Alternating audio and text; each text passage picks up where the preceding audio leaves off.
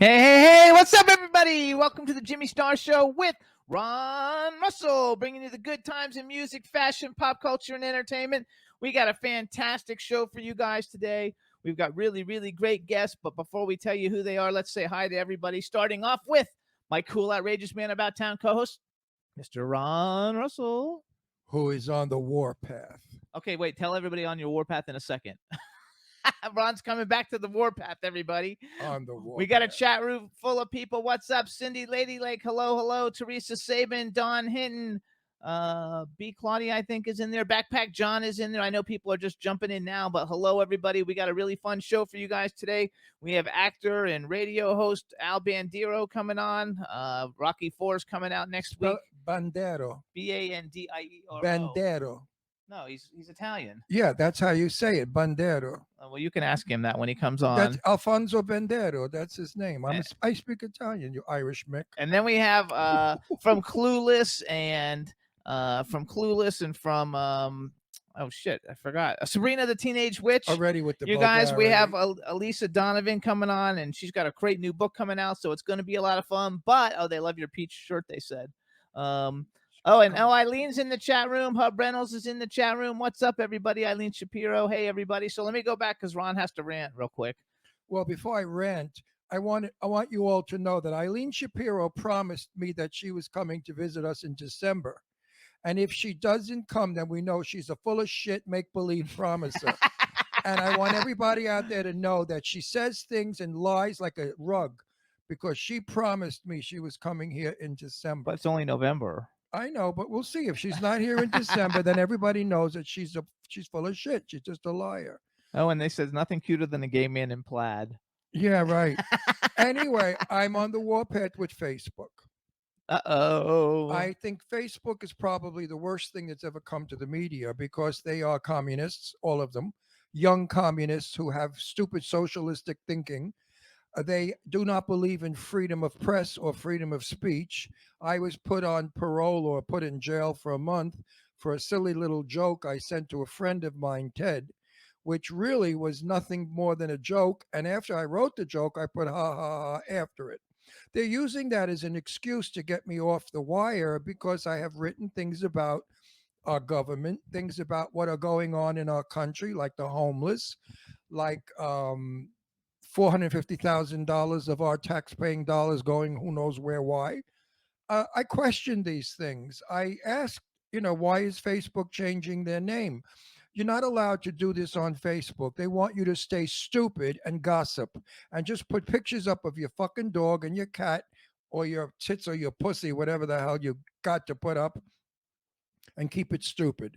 The minute you're intelligent, you write political stuff that might enlighten America, they take you off. I have many friends of mine that have been taken off for 6 months.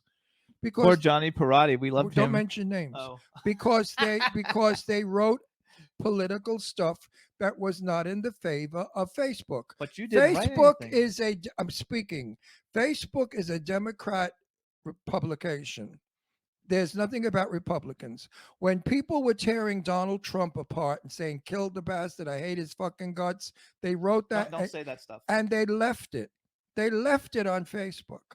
But if you say something as silly as, I'll kick your ass, they take you off. And you wrote laugh out loud at the end of it. And I put laughing out loud, and it was to a good friend of mine, Ted. And what I said was, Ted, because he's from the South, he's from Atlanta, Georgia, and he keeps calling me sir.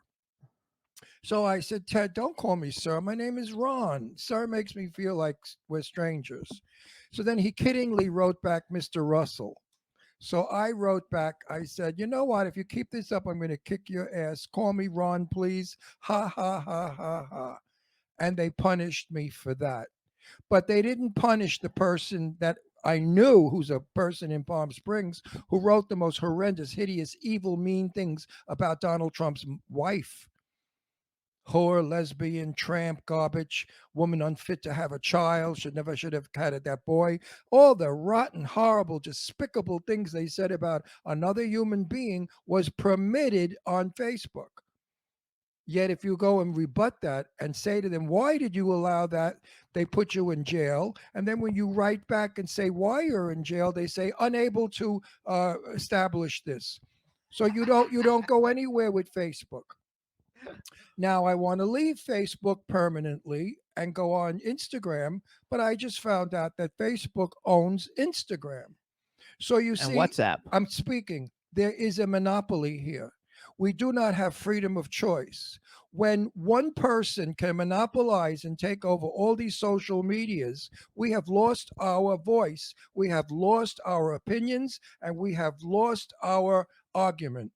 You are not going to get anywhere. This is what communism is. In Russia, there is only one thing, and that is government, and everything is government controlled. You are government controlled. America now is starting to become government controlled. Wake up, smell it, look at it, see it, folks. We're in trouble. They're taking away our rights in every way. We've got to do something about this and stop this socialistic thinking. Socialism is a kind word for communism. I know both my parents were socialists who fought for unemployment, social security, all the benefits that you have today during the Great Depression of 1920s. So I grew up in a socialistic house. I am the furthest thing away from socialism because socialism does not give you the choice to be who you are, and I want to be who I am. A gay man that's proud. But communism will take that away because in Russia, there's no such thing as an out proud gay person, or in Cuba, or any of the Russian countries, or communist China. We have got to be careful, folks. Facebook is no good. It's a detriment. I hate it. I dislike it. And I never use the word hate, but I really dislike that publication and I will never be on it again. They will lose because I have 5,000 followers who loved what I wrote and what I say because I'm honest and outright. And more people like me should leave Facebook. We should destroy them. It's up to us to get rid of them or get them to change. They have no right whatsoever, and I don't care what they say, to tell us what we can say and what we cannot say. It is a publication, which means we can make our The thoughts platform. public. It's a platform. There you go. Facebook, fuck you. Anyway, so what's up, everybody? If you want to kind of like get an idea, watch the movie with Roddy Piper, They Live. I say because I've seen a lot of memes lately about it, and it's kind of like seems how the world is going. But you know, people have to make their own decisions and choices. So um, And if you don't like what I said, you don't have to be my friend. You don't have to like me.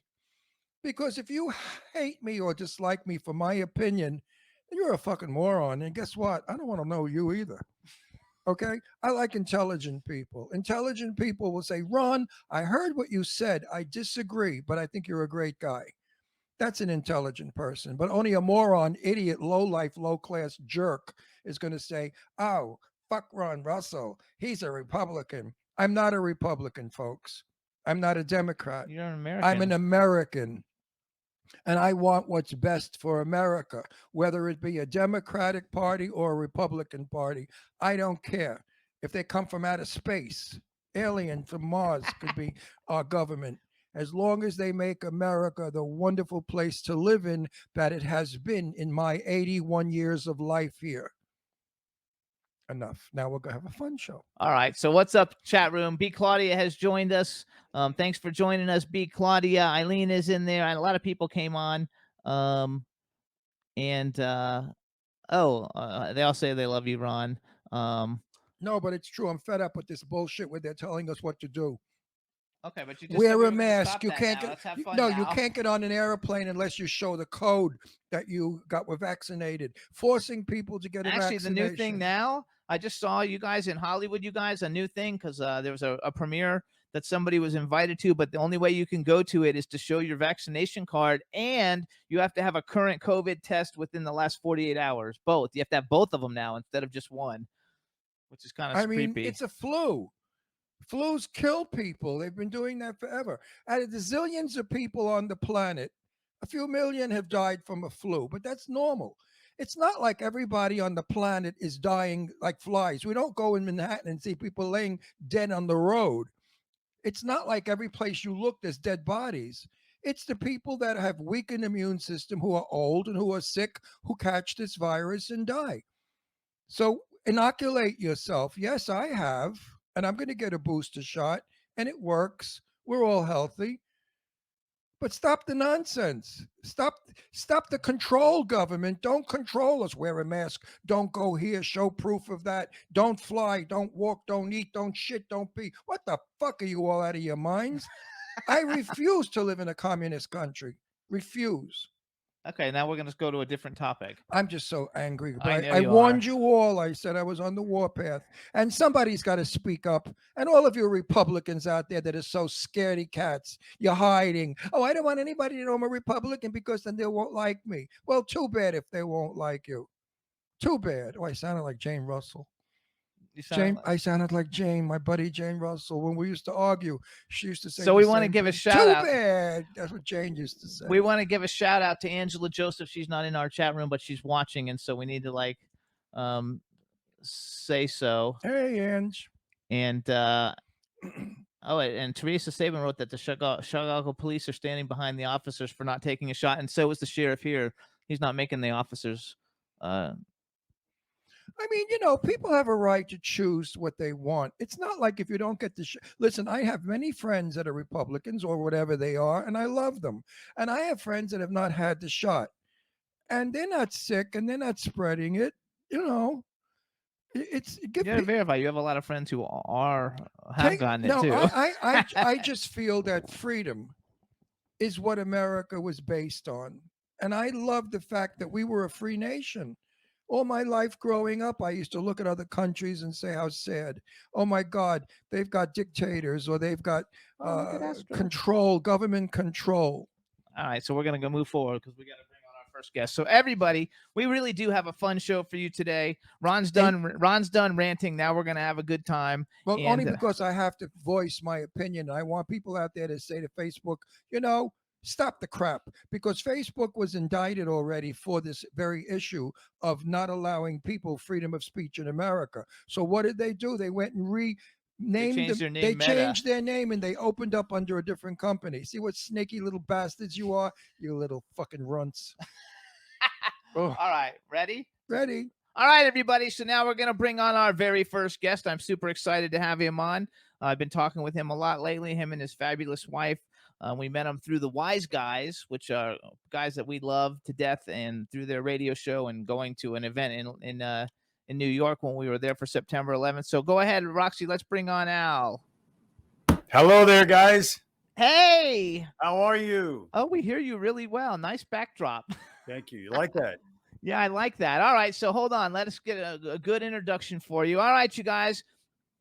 Now we want to welcome incredibly super cool and talented actor, voiceover actor, model, a producer. He basically does everything, and he's like a world-renowned radio host. Al Bandiero, hello and welcome to the show. Thank you, Jimmy. Thank you, Ron. I hope you guys are doing well. You're out in California, correct? Yes, we're in Palm Springs. Yes, we are. Nice and warm Palm Springs. Is it cold now where you are? Yeah, we're in the 50s here in New York, so we're getting the itch. I wish I were in New York in the 50s. I got news for you. I got big news for you. I wouldn't mind being New York in the teens either right now. I got news for you. Alfonso, my paisano, how are you? Oh, very good. You know what? I might trade with you. You can come to New York, and I'll go to Palm Springs to be in the sun, in the warmth. Yeah, I'm bored to death out here. Everybody, they're all leisure lizards out here. Yeah. It's a boring place to live. New York, you go out of your apartment, you're in the street, you're in the world. The world is there, passing you by, hitting you. Absolutely true. And the homeless are peeing on you. It's wonderful. I love it. But you don't get charged for that. Yeah. So we have a chat room filled with people. Please say hi to everybody in the chat room. Hello, everybody in the chat room. There you go. I don't know exactly all the countries that are represented, but there's a bunch of them, and people are still coming in, so it's all really Al, you good. do voiceovers, right? Yes. Because you got a great voice. Let me tell you. Thank you. Thanks. Actually, very good barrel sound. I call it barrel sound. Good sound. Yeah. hang on, I'll do a little bragging for Al, you Well, wait a minute. guys. You're also a radio co-host. I used to be for a long time DJ. in New York, and then left to start a film production company. Okay. You guys, he had a huge career in New York radio. I wrote all this stuff down, see? so I'm going to use it. I wasn't wrong. KTU, PLJ, Hot 97, Jammin' 105, the new KTU. He had several national syndicated shows from 1992 to 2010. He did a voiceovers for many national TV commercials, car companies, shampoos, soft drinks, etc. And he's hosted many national TV shows. So he's got the voice. Give us like a good voice thing, so everybody can hear. I know, but he's got to have like some kind of like let's get ready to rumble kind of like a thing that he's got. It depends on what your client is. You know, some of them just like that very whispery type of stuff. No, let's say I'm the client, and the script is Ron Russell is the most wonderful, handsomest man in the world. That's extra money, though, Ron. If you go on, that's extra money. So we got to negotiate the fee first. But generally, with voiceovers, it's well, what is now, the now I'm product going that to you will now I'm not wait. Now I'm not going to say that how handsome you are. I'm not paying you the compliment. So you just lost the compliment. You're good looking. No, that's okay. We'll meet in the middle somewhere. Just keep Listen, it coming. us Italians are all Italians are beautiful looking people. Exactly. You got to admit. Beautiful people. Yeah. And beautiful looking. Italians are one of the best looking races on the planet. That's what I've been. That's what I'm hearing for a long time. So that's well, it's true. Cool. It's true. Why do you think all the frustrated old women go to Italy to get laid? Because the men are so gorgeous. Oh, they're all there in how Italy. pretty his teeth are too. He's Italian. He's Italian. Everything is gorgeous about him. I bet everything too. And every time he sends me a message, he's just coming back well, from the gym. Italian. You guys. I'm Italian, so I know about that. Yep. You guys, every time Al texts me, he's always like coming back from the gym. So he doesn't look like that. I mean, he works to look like that. And Italian men don't get shortchanged. Yeah. That's for sure. Yeah, the word in the neighborhood was brajol goes more than one way, so to speak. And we Italian men are gifted with brajols, I guess. So. Or play hide the salami. Yeah. So you guys, you can follow Al on Instagram. He's Real Al Bandiero, and it's Bandiero. Bandiero. Well, he says Bandiero. How do you say it, Al? Bandiero. In America, in Italian, exactly. Alfonso Bandiero. Yeah. Is it really Alfonso? Is that what Al's short for? Yeah. So we went as short as we possibly could with Al. That's fine. That'll. Well, work. my real name is not Ron. It's Rolando. Yeah. Oh, but that's nice, man. That's a nice little sound there. Yeah, but no. Oh, in the chat room, they're also talking about how very handsome you are. He's good looking. Of course he is. Now listen, you're married? Oh, fabulous wife. The fabulous wife, Marlene. I heard. Is she here? Can I see her? Yeah, come on and see her. Marlene, come in. Let me see the fabulous She doesn't have wife. any makeup on. Come on, I don't have any makeup on. What the hell? That's okay, Marlene. We love you. Everybody will love you. This come is on my in. wonderful wife, Marlene. Like she needs makeup. I'm gonna vomit. I mean, you are so fucking beautiful, and you need makeup. What are you, crazy? Well, you know, all women always a little bit of makeup. Mm-hmm. Oh my God, the two of you have such beautiful teeth. It's unbelievable. They look like you look like a Ipana commercial. Remember Ipana toothpaste? Anybody? Oh no. Yeah. Hey, see if you can get a deal for us. We'll go in together. We'll make a deal. Well, I don't want to talk to you, Al, anymore. I want. Anyway, you got good taste picking up Al. How'd you get Al? How'd I get him? I found him at a bus stop. That's true. Really? Really? You were standing? Oh, really? Yep. And he came by in a car and picked you up? No, actually, he was standing there, and I got off. My mom dropped me off. I was going into the city for an interview. He was standing there, and I was like, checking him out because he is good looking. He's cute. He is cute. And then you checked out the brajol and you said, "Yeah, this is for me." I didn't know yet, but Yet. She's adorable. I love her. Thank you. Yeah, she's great. And eventually we started talking, and he asked me for brunch. I think it was brunch, right? Yeah, I see. I had a thing about instead of going to dinner, because we all know the horrors sometimes of dinner, that 5 minutes into a dinner, this is not going to work. You want So to I kill always yourself. felt safe by going to lunch, because Right. lunch will end and you leave. But I needed a fireplace in my home, a mantle. So I wanted to try and kill two birds with one stone. So I said, I'll take her to lunch, and then I'm going to take her to look at mantles to see her taste. Hmm. Because if the taste wasn't, this is the true story. The Oh, taste you're a wasn't- tough one. You're a tough Yeah. guy. If it wasn't what I like, then it would be a lunch, and Didn't even go that far. He wouldn't even let me upstairs until I passed the question test. that's true. I kid you not. You know what? Wait, what's the question test? Go tell him. So the question test to come into my house was, in New York, as you guys know, you have the Yankees and you have the Mets. Both fans hate each other, but Right. they still go out to dinner. They still party. Just because I don't like your team, all of a sudden we don't talk to each other anymore. I don't know what it's all about. But anyway, that's another time for another day. So I said, Yankees, Mets. And she said, Yankees. I said, okay, good so far. Jets or Giants? And she said, Giants. I said, okay, you can come up. I brought her up. And, You know, I yeah, want to say, because if it was a Mets fan, I have no interest. It wouldn't. I would not be sitting here if I said the Red Sox either. Yeah. Oh, Yeah. the Red Sox. I would have driven her home. now listen That up, was the guys. deal. I want to quote my best buddy Jane Russell, who I always quote because I promised I'd keep her name alive forever. And Jane Russell, you know what she would say now if she was seated next to me? She'd say to you, Al, you should be so lucky. And I am. That was I am. Jane's favorite saying all the time. Meanwhile, she's beautiful. You cook? Yes. Oh yeah, You cook too? yeah. You look like and that. You speaks cook? and speaks Italian, French. Lived in Italy. Lived in France. Obviously, is Cuban. So we run the gamut. Wow. And she's also a phenomenal writer, you Now, guys. Wait till you see some of the stuff she's writing. Are you an actress? Do you act? I did for a while when we were in LA. I was mostly a commercial actress. I speak Spanish, so I would do Spanish commercials and English Right. commercials. Se lava I- la dentes con glim. ¿Cómo? Remember that commercial years ago? Se lava la dentes con glim. Con grim. Con glim toothpaste. And she's a wonderful writer. So she writes both films and TV. So Well, you guys are lucky. Do you have kids? no. Oh, well, that's the choice of today. Not too many people want kids to bring them into this crappy country and this world that we live in Yeah. with all these maniacs. So it's not a bad decision. You guys have a career Mhm. and you have each other. You don't really need. Yeah.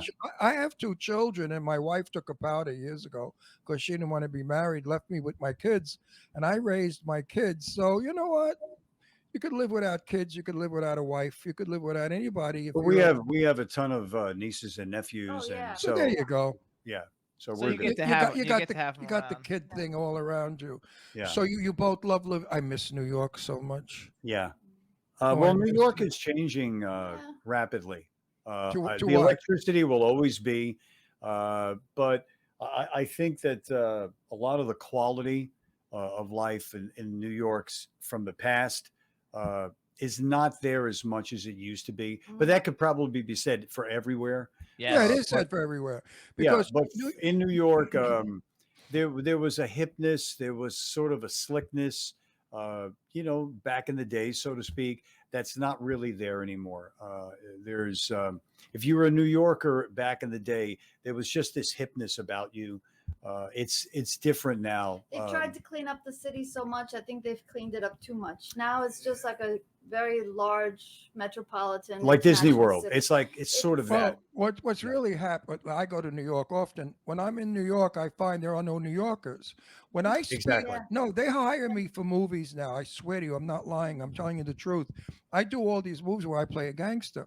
They say because you've got an original antique New York accent that nobody Right. can duplicate. They Right. try in movies like Nicole Kidman tried to do a New York accent. Oh my God, I watched it and I almost died. I said, oh, who the hell was her voice coach? Coach, yeah. So I am an antique. I'm 81 years old. So I'm an antique Brooklynite New Yorker who's lived all my life in New York City, raised my kids there.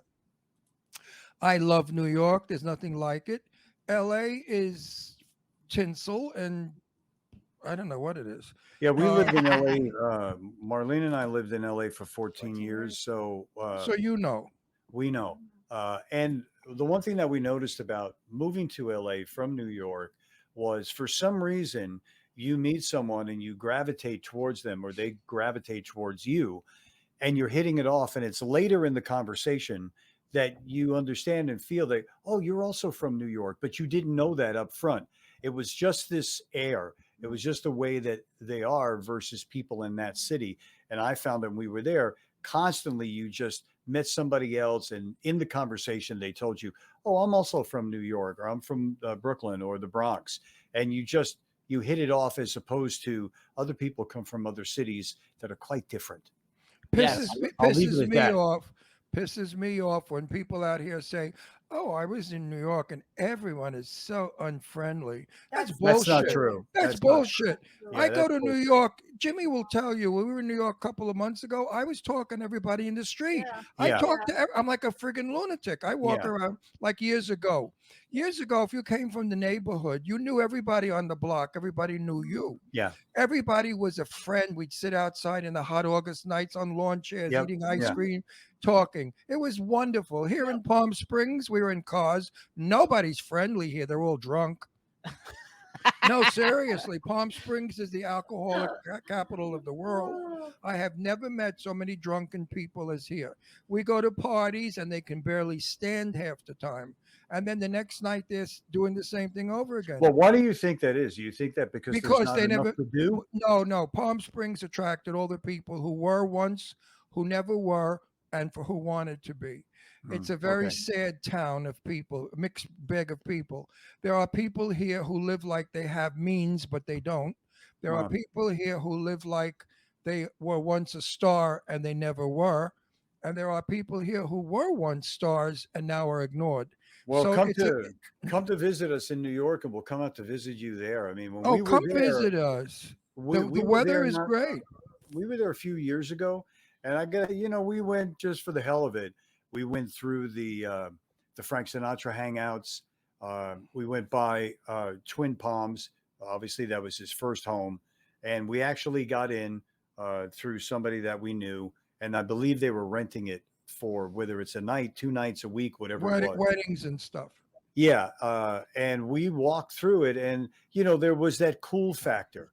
The way the property was set up, we went a lot to the older bars, and you can see that that's no longer. No They were more, no just, more, no more, no more. they're No, on the way out. no, Yeah, no. They're gone. They're gone. They just got rid of one of the best restaurants here.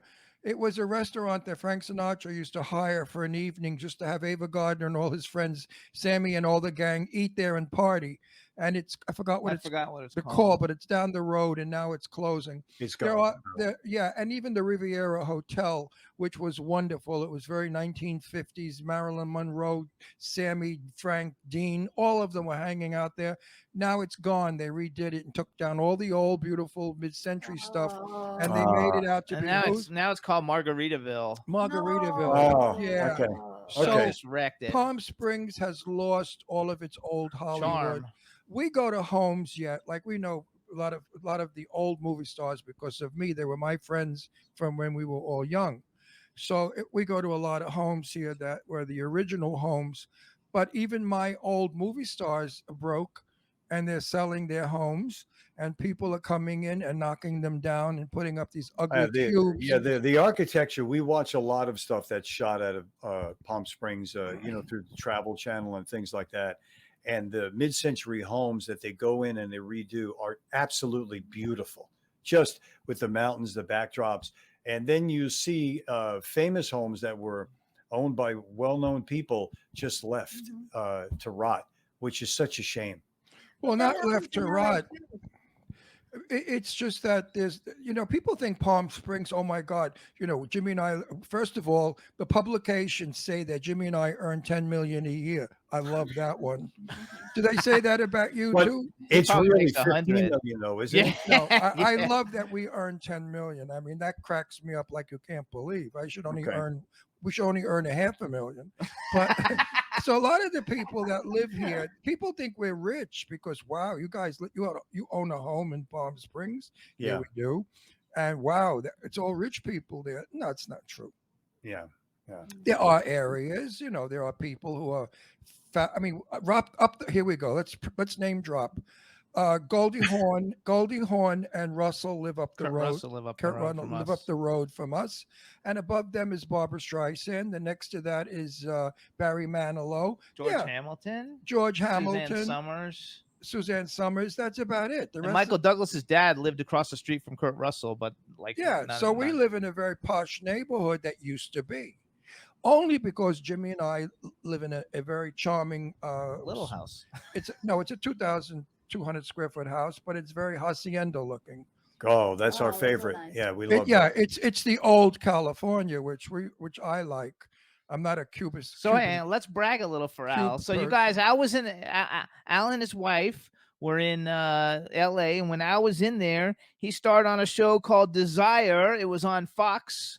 It was a TV series. He was on 74 episodes. Was that like a nighttime soap opera, kind of like Dynasty or something? Oh, is he frozen? Oh wow. Hey Al, are you frozen? Yeah, he froze. Hey Roxy, is Al frozen? Can we fix him? Oh wait, he just sent me a message. Hold on. Blackout. Okay, hold on. Come back. Oh, it's a good interview too. They're nice people. I like them a lot. She's really quite beautiful. Yes, she is. Her name's Marlene. Cuban women are beautiful women. The Latin is a beautiful race of people. Latin people. And it's all that darkness and the good skin and the beautiful hair. Latin people have wonderful hair. Yes, Don. George Hamilton lives down the street. About probably like a half a mile or a mile away or something. Pretty close. I'd say about 2 miles. Okay, so bring him back in when he comes in, Roxy. So everybody, we're talking right now to Al Bandiero. His Instagram is at Real Al Bandiero. He's like a lot of fun. He's a huge New York DJ. Everybody in New York knows him. So he's super, super fun. And getting back to Palm Springs is not what it used to be. Al said New York City's not what it used to be. And most certainly Los Angeles is not the Los Angeles I remember back in 1950 when I was here as a little 10-year-old boy. I mean, Hollywood was absolutely immaculate and beautiful. Hollywood Boulevard had all the greatest stores my mother went there to buy her hats and her gloves because women wore hats and gloves in those days. And men's stores were beautiful, and Hollywood Boulevard was so elegant with great restaurants on it. Then the movie stars of those days, Betty Davis, Marlena Dietrich, Gregory Peck, those people would frequent Hollywood Boulevard. You guys, so when he said too, so Al's sending me text messages. When he says blackout, he means there's like a blackout where he lives. There's no electric. So he's working on trying to get it back out, but he said the electric has cut out. I don't know if they're having bad weather or what. Well, it's not summer, so it can't be from air conditioning. Yes, it can't be from air conditioning. So maybe we'll play a little music video while we're waiting for him to get back on. What do you think? I don't know. We could chat. We can chat. Okay. What do you want to? Well, you guys. So Rocky IV.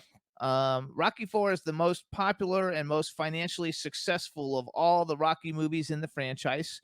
That's where Rocky fights Ivan Drago, and they're releasing a director's cut of Rocky IV. It's going to get released. I think it's next week. It comes out. Actually, I'm not sure exactly the date, but it's the director's cut of the movie. Al Bandiero is the actual announcer next to the ring when Rocky fights Drago. It was his very first film. He was handpicked by Sylvester Stallone to be in this role, and it's like a really big deal in the fact that his very first movie, is getting re-released because it was the most successful in the franchise. It's a director's cut, so it's 20 minutes longer. I can't wait to see it because I freaking love all the Rocky movies, and I think they're like a lot of fun.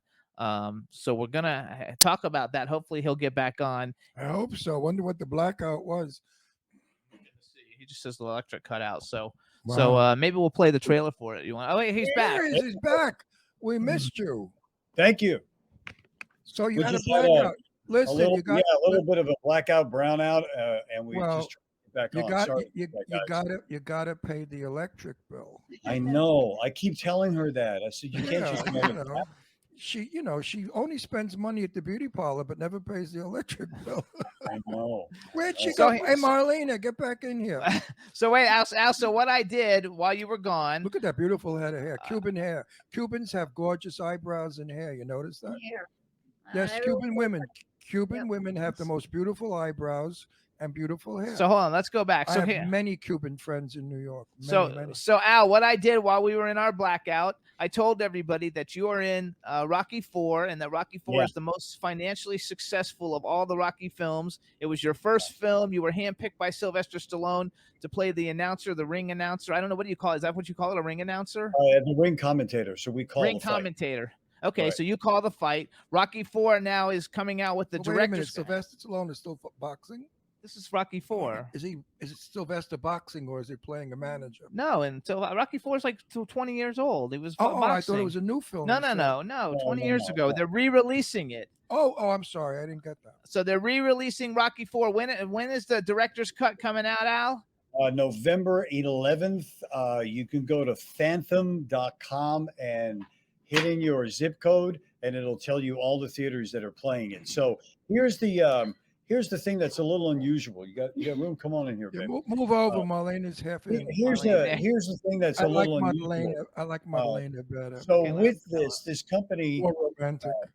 so this company Phantom goes and gets these classic movies. It could be Dracula, it could be Frankenstein, and they release it in the theater after they clean it up. It looks beautiful for one day only, at the same time all over the country, and then another week it'll be all over England. So what they did was go in, they cleaned it up. The sound, I'm told, is unbelievable with today's technology. The coloring is now unbelievable.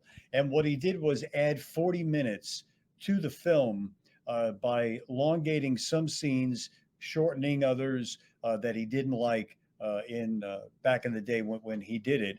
To just give it a different feel. I believe the feel today is a little bit deeper. Besides the death of Apollo, he has a certain talk with his son about why people must do certain things in your life. If you believe in what you want to do, then go do it. So it's a little bit of a deeper feel to it. And the great thing about it is it's 120% in ticket sales above the closest competitor. Wow. There you go. That's what counts. Which I freaking You know, love. I knew Burt Young very well Okay. years ago. Great Burt Young's real name is Dickie Maurier, and he used to be a fence. He used to sell stolen stuff from his apartment. He lived in Jackson. He lived in Corona, Queens, on 99th Street, and I bought a stereo from him that was a bar stereo combination. Was it And- warm or was it okay? No, it was hot. It fell off a truck. And my very good friend Arlene's sister Linda lived in that building. So Dickie used to pay her money to put all the hot goods in her apartment to store it because he had all kinds of stuff.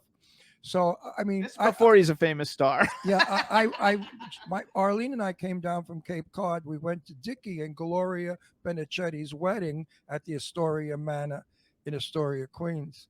And they wouldn't let us in. It was 11 o'clock at night, and they wouldn't let Arlene and I in. And Arlene's sister was maid of honor, and we wanted to see the gang.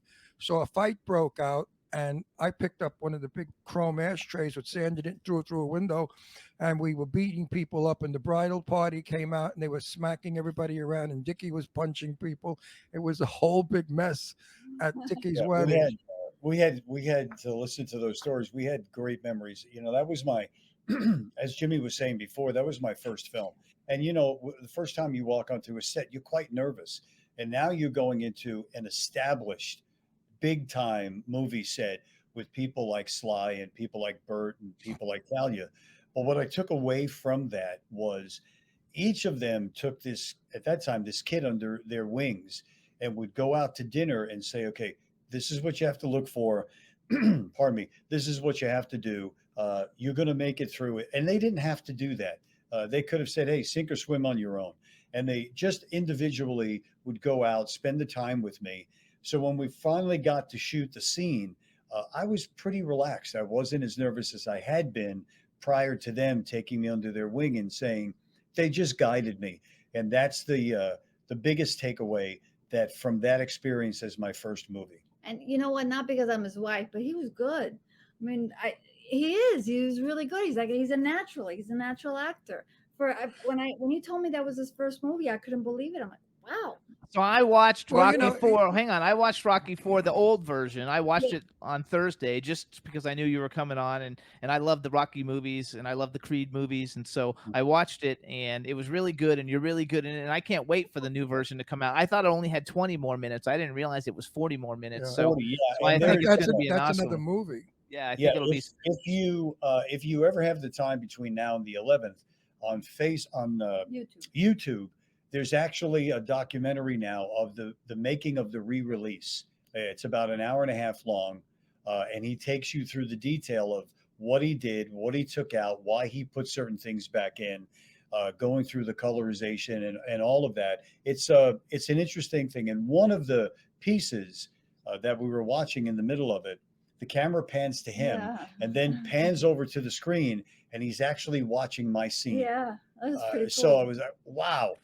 So all of those wonderful memories came back, and I've talked to other people about this. I could not pay to have that education and to have people of that level just be nice to me and explain things to me, rather than the egomaniacs that are somewhat a part of the business that don't really care. And Somewhat.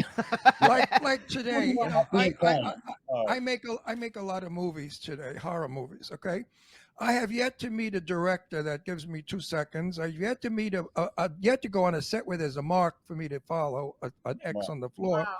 And I yet to see lighting, my key light or whatever. They don't do that anymore.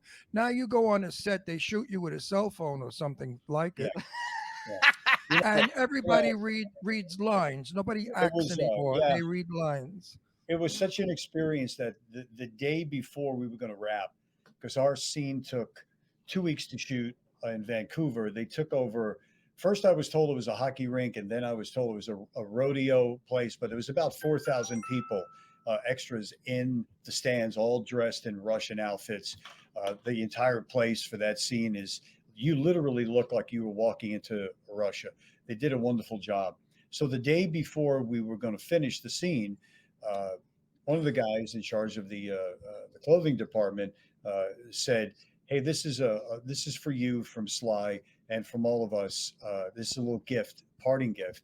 So, well, what's this? And I opened it up, and it was the shorts that he wore in the scene. And wow. So that's up on the wall, with a That is so cool, because I Yeah. love memorabilia. I collect memorabilia. I have tons of it. I have a whole office full of it, and so I think that is freaking awesome. Yeah. Like, So I like that a lot. to see this happen again on November 11th, I look at it differently now. That you remember when you were shooting it and what you went through and being nervous, and now you look back at it with all of today's technology. And from what I'm being told by the people that are involved, do everything you can for that one day to go see it in the theater, because the experience. Do you have a picture of it? Yeah, See bring it? Oh it yeah, close. there you go. Oh, that's Do you see the fabulous. shorts? Yeah, I Gotta go love it. See the shorts? Yes, I love it. So Did you wash them before you mounted them? yeah, exactly. So they're telling people, go see it in the theater. It's only going to be one showing, and then it'll go to I guess I don't know if it's streaming or where they're going to go with it, but you'll be able to see it in your home. But it won't be the same as that sound effect and the clarity that's in a movie theater. So here's what I want you I to can't do. stop looking at his wife. I know, she's And I'm beautiful. gay. And I'm gay. What a compliment, right? Hold on. When a gay guy admires a woman, it's such a great compliment, because we're not trying to get in your pants like most straight guys are. But you're just a beautiful girl with a beautiful smile. They both have beautiful teeth. So here's what I want She's you to such a do, pretty Al. girl. So Roxy, you're gonna get ready to play it. So I want you. I actually have the director's cut. I downloaded it off of YouTube for the new Rocky 4. I'm pretty sure I got the right one because it said director's cut. So it must be. So I want you to introduce it. We're gonna just play the trailer play for the trailer. everybody so they can see it, and then we'll come back and talk a little bit more. Okay, so what you're about to see is the new trailer recut from the re-release of Rocky 4, filled with all of today's technology. Enjoy it. Here you go, everybody.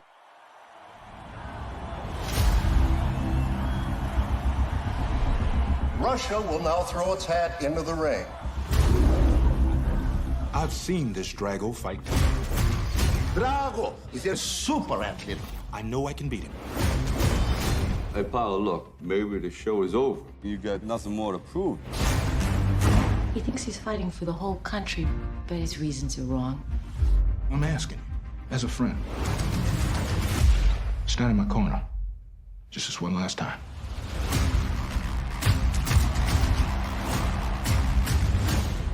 I did not come here to lose.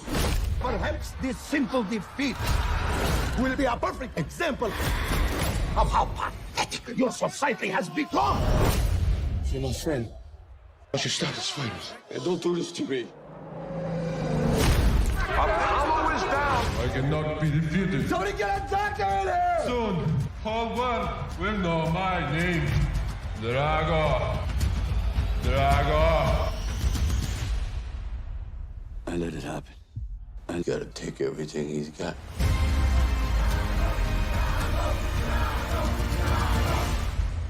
He's had one professional fight, and one man is dead. It's suicide! You can't win! This is gonna be a time when you're gonna have to do things that other people don't think are right, but they're gonna be right for you. You gotta do what you gotta do. Has the fight been set yet? It's in Russian. Are you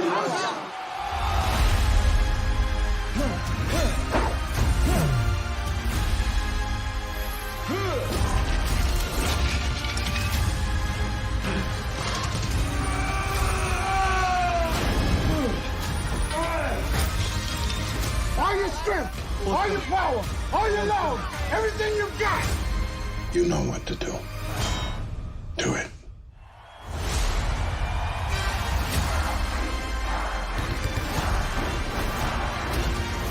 He's not a machine. He's a man. Be more man than him. I must break you. Rocky is in serious trouble. Breathe. Don't be scared. Get up, you son of a bitch. All those fighters you beat them with heart! Get up. Get up. Get up.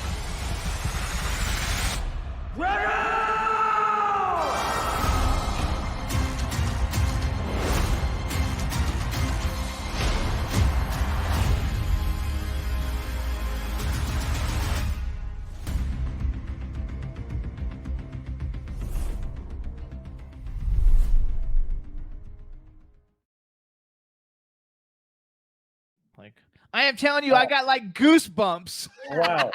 Wow. Those punches, you could feel Yeah. it. Hear those punches, boom! What a sound effect! You're right. The sound. Yeah, is they're great. saying that when you're in the theater on the 11th, it feels like you're in the ring with them taking the punch. Yeah, that was scary. So I want to say, number one, congratulations on getting the role in the first place, and Thank number you. two, what a like awesome thing that they're. I don't. How many years has it been now? Then Well, it That's- came out. The original came out in '85.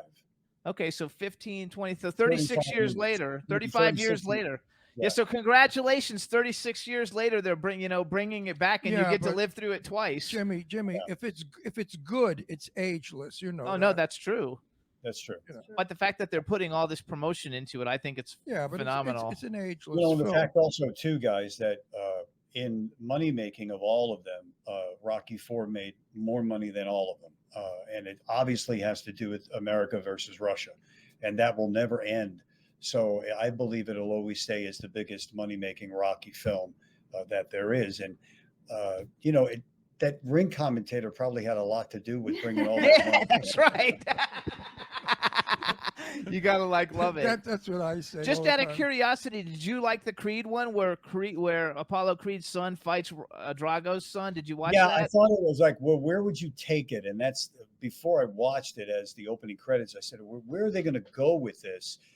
And then you go to another generation. The great thing about the Creed movies is that the younger generation that's watching that doesn't really know that much about the Rocky character. Right. So now they're rediscovering, wow, these Rocky. movies are really good. So I think that bringing Rocky IV out now, in addition to the Rocky fans that are out there, you're going to get the Creed fans out there to watch this thing again in the theaters. I think it's exciting. We were at Madame Tussauds at a charity thing like 2 weeks ago, and I made sure to take picture with the Rocky I statue did. just I saw that. because I thought that would be a lot of fun. Well, So it's like classic films of the 40s. So they're seen every day now and as new films. Betty Right. Davis's films hold up today just like they did back in Yes, they do. 1941. And Rocky's going to be the same. Classics survive. They certainly do. So you guys, you've seen some other things that Al's been in: The Practice, Dragnet, Mr. Sterling, Go For It, which I would actually like to see that just because I like those kind of movies. So I don't know if that's something I'm going to look for it on eBay and see if I can actually find it because I like it. But let's go to a hypothetical thing I like to do with actors. So you've gotten to do a pretty lot of stuff. You're getting ready to do a lot more stuff. If you could pick a male and female actor that you think, oh my God, I'd really like to work with these people if they were like on a bucket list, who would you like to work with? And number two, if you could have ever been in any movie in history, what movie would you have liked to have been in? Oh man. Okay, so that last one first. I'll address Okay. first. For me, and a lot of people in the industry, I would have loved to have been in The Godfather. Okay. I feel it is the greatest film that was ever made. Not because of the Italian thing, it's just how really good and how well made that film is. And there's other films that people go back and forth with, but for me, that would probably be. But we all know. Wait, hang on. But we all know there's no such thing as the mafia. That's true. That's very true. That's very true. Got to make that clear. Okay, so keep going. So male and That, female. I would probably say that if I had I worked with Sly, but I would love to work in a different capacity with him, with one-on-one. But if I had to pick someone, obviously after working with him would be Al Pacino. There you go. I like Al Pacino. No, Why? just because of his history. Actresses, that's a tough one. Probably immediately off the top of my head, it would be Meryl Streep. Everybody says Meryl Streep, and we're always like, okay, Yeah. that's okay. She's such a scene stealer. Why would you want to Yeah. work with her? It's the challenge that you know that might happen, so you got to go toe to toe. So it brings your game up, is what I've always thought. The bigger the name and the bigger the person that maybe would seal a scene rather, then you got to go toe to toe and make sure that doesn't happen. Oh, also, Eileen Shapiro's in the chat room. She came to listen, but she's got to go. So just say hi to Eileen, you guys. Hi, Eileen. Oh, sorry, Eileen. How are you? There you go. Okay, so I think if I could like do something with any actress, like I'm a big Charlize Theron fan, so like I would probably Me pick too. Charlize Theron. No, Yeah. I would pick Angelina Jolie because I knew her as a kid. She was in Oh my, yeah, she would be a good she one was too. in my home all the time. My daughter Deirdre and she went to school together. So Marlene, let's let you get involved. If you were going to get to make a commercial, or you were going to do something like give a male and female actor and actress, who would you like to be in a commercial or in a movie or in anything with? You know what? I like Tom Hanks. Okay. He could do it all. He could do comedy and he can do drama, and he just seems like a genuinely nice guy who would be a giving actor and, you know, really help you with the scene and really give his all. So I'd say Tom Hanks. And a female? Females are tougher. Female, you know, I know whatever. I like Nicole Kidman. I think Oh, I like Nicole Kidman. I She's think a good she's one. a really good actress. Another woman, another actress that does a little bit of everything, and she does it really well. So yeah, but old actress like from back in the day. Oh, Betty Davis. Yeah, Who Ron I was friends knew. with her. I was Who friends would with not Betty. want to be in a scene with Betty Davis? Yeah, You know? I was friends with Betty for a lot of years, and she's quite a character. Nothing like on film. In person, she cursed and drank and smoked like a sailor. She I can was see that, though. I she can was see not the lady in person that she was on the screen. Trust me. Oh. She loved a dirty joke. She was full of fun. She was a wild woman. I knew her in her 70s and 80s, and she was wonderful. Ron used to have a show many years ago called Set the Record Straight, and he On TV. And he interviewed Jane Russell was his first interview, but like he was friends with Elizabeth Taylor and Tippi Hedren. Yeah, but Jane Russell was and, my best friend. Jane I and I worked were with like Tippi. brother and sister. I worked. I love Tippi. Oh, she worked with Tippi. Yeah, I worked with Tippi on a. It was called Fashion House, I worked 2 episodes. I was her nurse. Oh, there when you she go. wheeled into the ER, and I'm her ER nurse.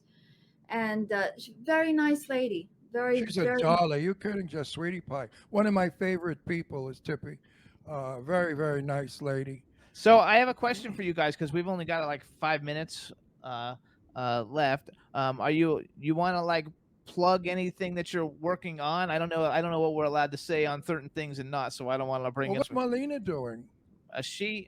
I am a writer. I'm a screenwriter, and I'm. Well, what have you written? What have you written? Tell us about it. Not the plot, but what is it? Jimmy read my script. He in fact he read the script that we're all working on now. Yeah, we're working on. We're co-owners of a production company that's called Because I Can Productions, and Oh, I love that because I can. Because I can. We just try and think. I love that. I love that. That's great. So you guys, they've got a film. She wrote a script for a film. It's called Blue Betrayal. We're working on it behind the scenes right now. At this moment, it's a phenomenal script. And he tells me nothing. I tell you, you just don't listen. I listen. I do listen. It's a phenomenal script. You know what? He thinks he tells. And it's hang on. Wait, does Alfonso do that to you? He thinks he tells you something and he really doesn't. When you've been married for a really long time, that's bound to happen. Yeah, well, we're married 10 years. It's enough. Deny. It works. That's right, all the way around. Look, Al, you're full of crap. So you guys, it's a phenomenal movie. It's very good for like kind of like the world today. You guys are gonna love it. It's gonna be actually a really big deal. And I don't know how much you guys want to tell about it, so I'm not gonna say anything. So it's just a story of the lead character feels just to do everything what is right, and not to screw people over, not to do things that are just wrong to do.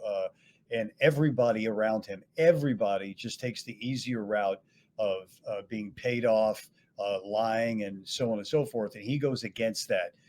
So he's, in essence, sort of a Rocky character that he just won't take the money. He won't lie. He's taken an oath, and he's dedicated to his children and his wife. And the attitude sounds like me. I don't want to do what you guys do. I don't want to be part of that. So in retaliation, they set him up. And the rest you'll see when we get it on the screen. It's going to be fabulous. You guys are going to love it. Sounds very good. You're going to really. I also, your wife sent me little notes that says you have an extensive watch collection. I love watches. I do too. I love watches. So how many watches do you have? 42. Oh yeah, you have more. We probably have like 30 between the two of us. We have, I think, 36. But I have an original Mickey Mouse. I have an original. So does he. Wait, mine is worth a lot of bucks. And I also have a Mighty Mouse, and I also have a Howdy. My Howdy Doody is worth more than all of them. My Howdy Doody is an original. I think it was sold for $3 when it was issued back in the 50s, and now they all work. Now it goes for a couple of thousand. It's really and they all work.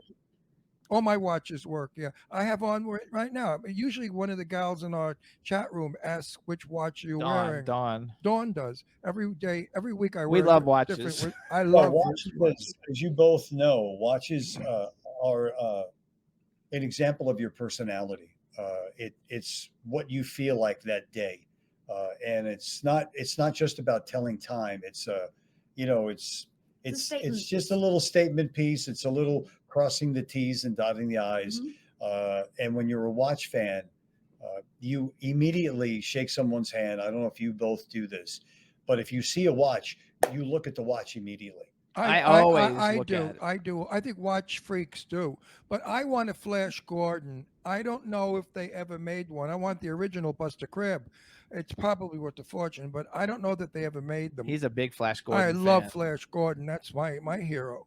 1 year for Christmas. Anybody out there, if you have any information about a Flash Gordon wristwatch, contact me. Yeah, we have all kinds. We have expensive watches and cheap watches, and colorful watches and big watches. We have them all. Yeah, and the watch industry, as you well know, is huge. People, they walk around and that's how they tell time. But people that are really into watches, it's a huge industry. I love it. I have the original Gay Pride wristwatch from the first Gay Pride parade in New York City. I have that watch too. I've got so many crazy watches. I love them. And you know what? Every time I wear one, I look at it and I enjoy it all over again. Do you do the same thing? Yeah. It's like it's new. Like, wow, where'd this come from? I have You know, diamond for wristwatches. the people that think people like us are crazy, No, it's a hobby. I'll explain a feeling. When you're fully dressed and the last thing you put on is your watch, Wrist- as that's most right. people do, Yeah. there's something about the feel of the strap or the band that now completes your outfit. It's when the you're about to finish. go. Absolutely, Al. Absolutely, I love it. Totally agree with you. And if I don't have a wristwatch on, I feel naked. I go crazy. Exactly. Yeah. So you guys, this is Al Bandiero and his fabulous wife Marlene. You can follow Al on Real Al Bandiero on Instagram. It's RealAlBandiero. Make sure to see Rocky IV, the director's cut, coming out. Yep. When's it coming out again? November 11th. 11th. One day only. One day only. So go see it on the big why screen. is it only one day? Because they I just do don't. This is what this company does, That's stupid.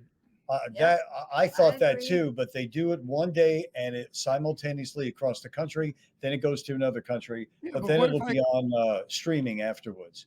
What if I'm not available that day and I can't see it? Then you'll have to wait till it streams, which I believe will be It's right the next after. day. It's the next right. day, according Now to somebody in our listen, chat room. when we come to New York, let's get together, guys. I'm serious. Absolutely. We're sure. probably coming in December. And if you're out, in Well, Palm we'll have to Springs- eat. We'll have to eat in an Italian restaurant and then go watch shopping. Yes. So that's a perfect day for me. Perfect day Maybe for I me could too. find my Flash Gordon watch. But yeah, you know what? I was very disappointed. We were in New York a couple of months ago. There are no more good restaurants in New York. We went down to the Italian Village part, and it's gone. You're right. New York has changed. It's lost its Changed. flavor. Too many There's still- outsiders. Yeah, you got to know where to go. It's kind of word of mouth, but not where back in the day where you just went and there were 100 of them on a block. And That's good different. ones too. Yeah. I lived on the Upper East Side, so I knew all the good restaurants. They're all gone. Everyone, I think, only one that's left is the French one. What the hell is it called? Whatever. Anyway, we gotta go. Yeah, we gotta go. Al, So Marlene, if thank you when so when much. you're in Palm All right, Springs, guys. It was nice We'll talk talking with you. soon. let Bye-bye. us know when Bye, you come everybody. to Palm Springs. Take All care, right, kids. everybody. So our next They're guest such is sweet couple. aren't they fabulous? Very nice. So you guys, our next guest is in the green room. We're gonna play a quick video real I love quick. making new friends.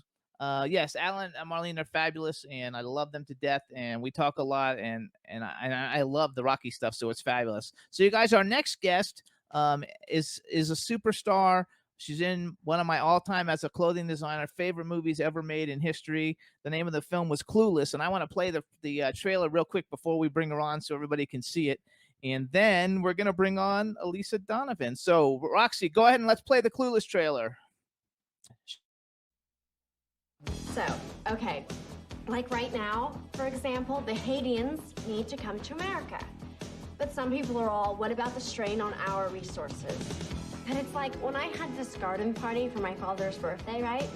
People came that, like, did not RSVP. So I was, like, totally bugging. I had to haul ass to the kitchen, squish in extra place settings, and, like, people were on mismatched chairs and all. But by the end of the day, it was like, the more, the merrier. And so, if the government could just get to the kitchen, rearrange some things, we could certainly party with the Haitians. Wow. You guys talk like grown-ups. Oh, well, this is a really good school. Mr. Hall was way harsh. He gave me a C minus. Well, he gave me a C, which drags down my entire average. Hello? There was a stop sign? I totally paused. You tried driving in platforms. Oh, should I write them a note? Ew! Get off of me! Ugh, as if. Cher's got attitude about high school boys. It's a personal choice every woman has got to make for themselves. Cher's saving herself for Luke Perry. Cher, you're a virgin? I mean, I'm not prude. I'm just highly selective. I mean, you see how picky I am about my shoes, and they only go on my feet. Nice stems. Thanks. What the hell is that? A dress. Says who? Calvin Klein. What are you doing? Yo, you getting on the freeway! Get on the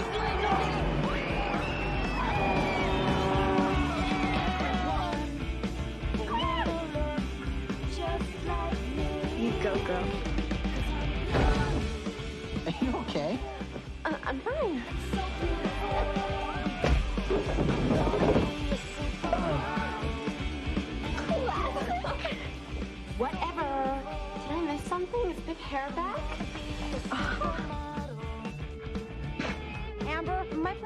Martian doesn't want me doing any activity where balls fly at my nose. Well, there goes your social life.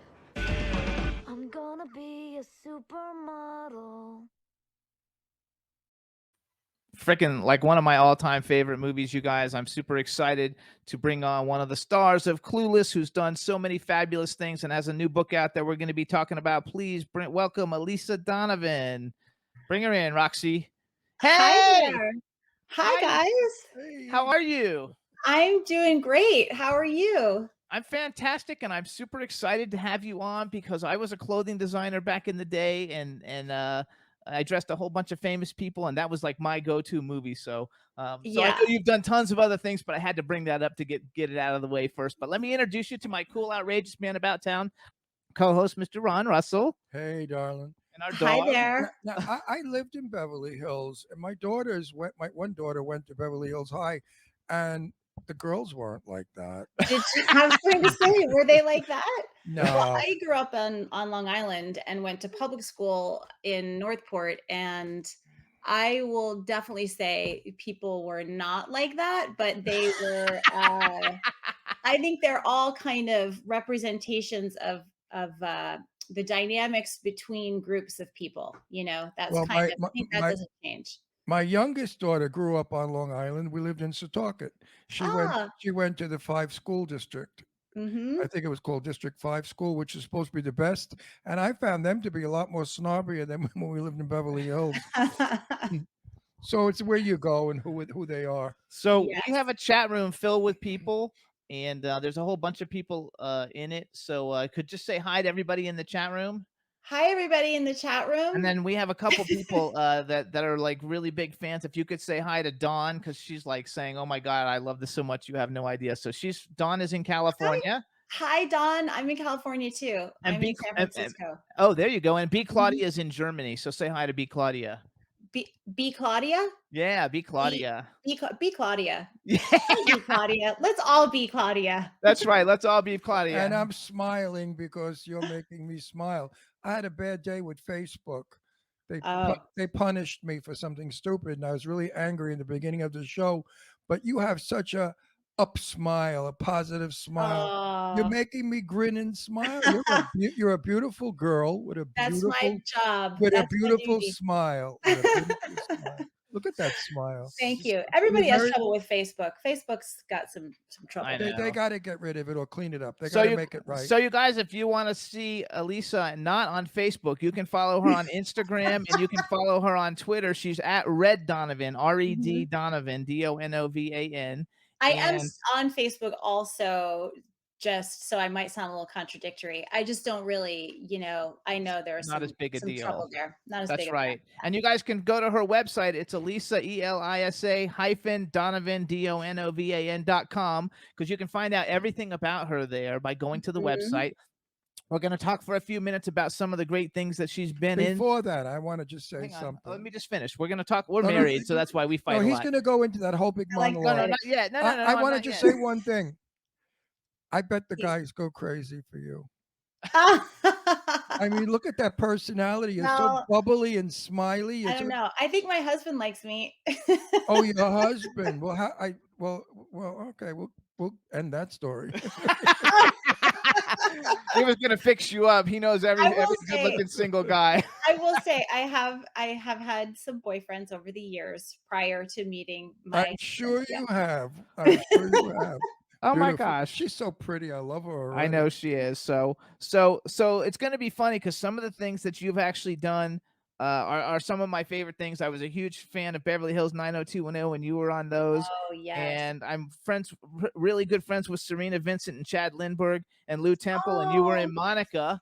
They've all been on our show. Serena's one of my closest friends. I mean, she was one of my bridesmaids. She's I love Serena. Like my sister. Yeah, I adore her. My whole venture, the way I started this show, I used to be a celebrity clothing designer, and I would go and and go to those autograph signing conventions, and I would Mhm. take racks of clothes, and then I would give them to any of the celebrities, if they would wear them, so I could have pictures of them in it. And so I used to hang out with Serena Vincent and Danielle Harris. I like horror movies, so like I'm big into the horror movie thing. Oh, And yes. and so I would meet all of them, and they would all come on the show, and people would be like, "How did you get these huge stars, to come on your show?" And that's how I initially did it before we built a name for ourselves. Bribery.